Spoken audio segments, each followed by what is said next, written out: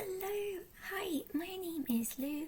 I work in Hookington Library, and today on our Kingston Library Services Facebook page and YouTube channel, I would love to recommend a children's book, which is a classic fairy tale which I think you would enjoy. The author is Hans Christian Andersen, who is an all-time master of storytelling and my childhood favourite literary hero. This is a story that is readily available as a physical book in many different forms in our library branches, as well as ebooks. For example, at the start of the summer holidays, I managed to find on our library catalogue a illustrated ebook version of the tale, and it was the original story, and it was beautiful. Let me show you the variety of options that will be available to you if you were to go on your mobile phone and to click on the Square My Library app. It is loading, and in your search bar type in The Little Mermaid. So Kingston Library Services are part of many boroughs that are within the Libraries Consortium. So we have a huge catalogue for you to browse from. So for example, I've got 214 versions of this story available for you to look at. So we have the classic Disney adaptation of the tale, and some simpler broken down children's versions of the story, as well as a link to ordering the physical copy of the branch. So what I have here is actually a new translated collection of Hans Christian Andersen's tales, but I'm fervently drawn to The Little Mermaid and would like to talk to you more about it today. So we have a 10-year-old little girl who is not like any other little girl you may know. For one thing, she has a tail and she lives deep beneath the sea, and Hans Christian Andersen describes a beautiful castle where within the walls we have reeds growing and flowing with the currents. We have amber glass that when you open the windows, fish fly in to the palace, and it is as if they are like swallows.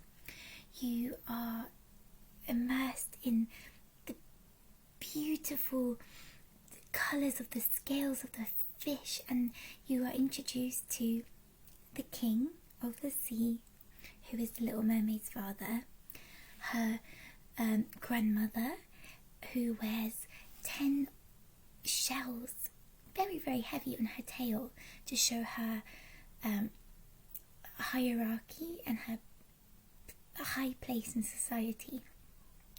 And the Little Mermaid, she's the youngest of 6 sisters, and all sisters have a beautiful garden where they can grow anything they want.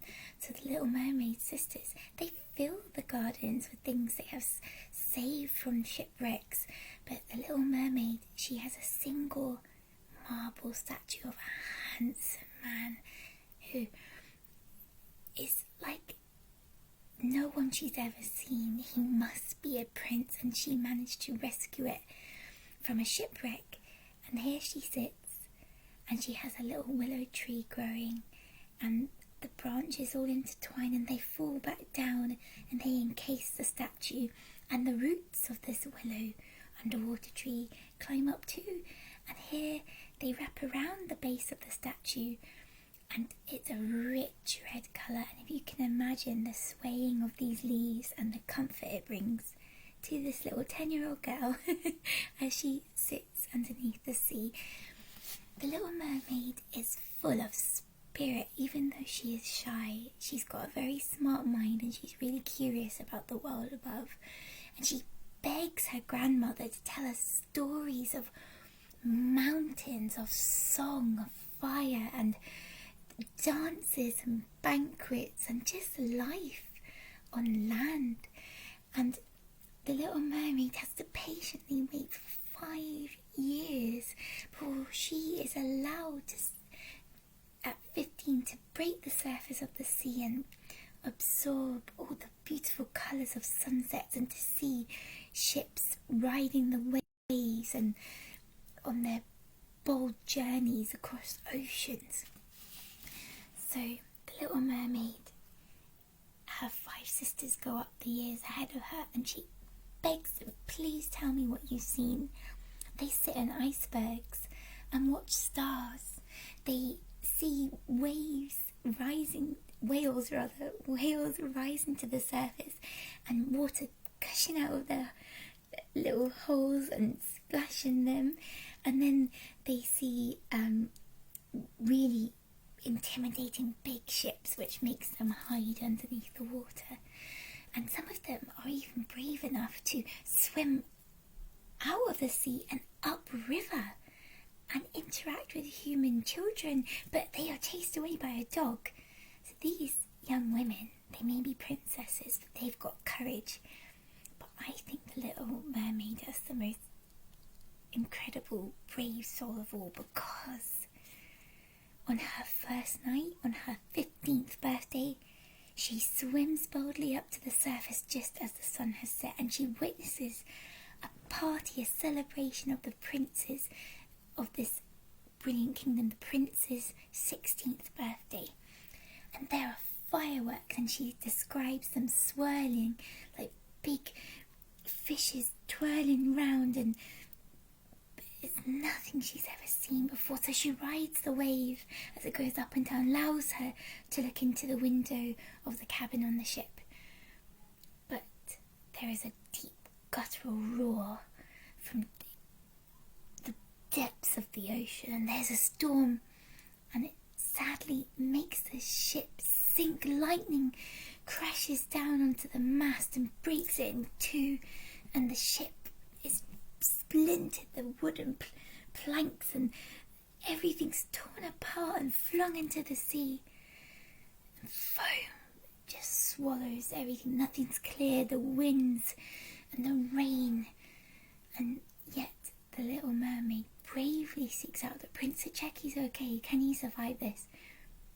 And she sees him tiring, and she sees him become unconscious.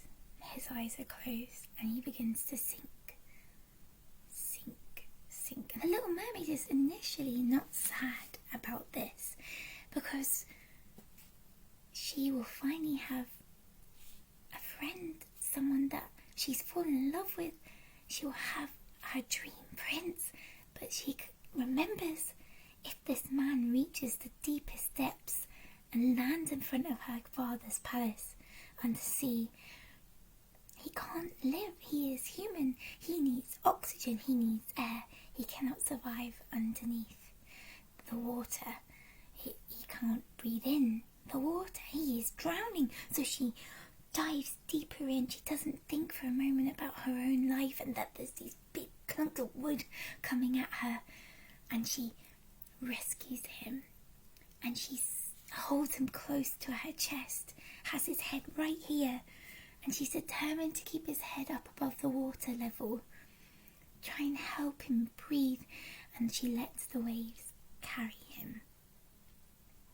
And they are carried for a long time. They are completely lost and at the mercy of the waves.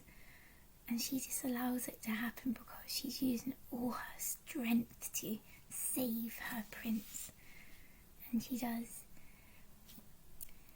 I would recommend that every child needs to read the original story of The Little Mermaid so they know what happens and her journey and her sacrifice, because I'm a huge fan of the Disney adaptation, but it's so different, and I would recommend you picking up this physical book from our branches that are slowly but surely reopening, or read an ebook can decide whether you would like to explore the true ending or the modified ending, because they are both magical. I will always continue to read this book. I've even been to Copenhagen and seen the Little Mermaid statue, and it's my favourite tale, and I hope that it will leave a special mark on you, for everyone that reads it.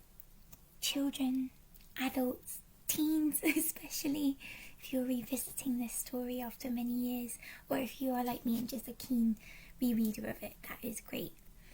So enjoy this tale. I think it's so dark outside and we are wearing woolen clothes again and it's raining. You can't beat a good fairy tale to bring you comfort and to make you feel safe again. So thank you very much for watching, and definitely read Little Mermaid today. Bye!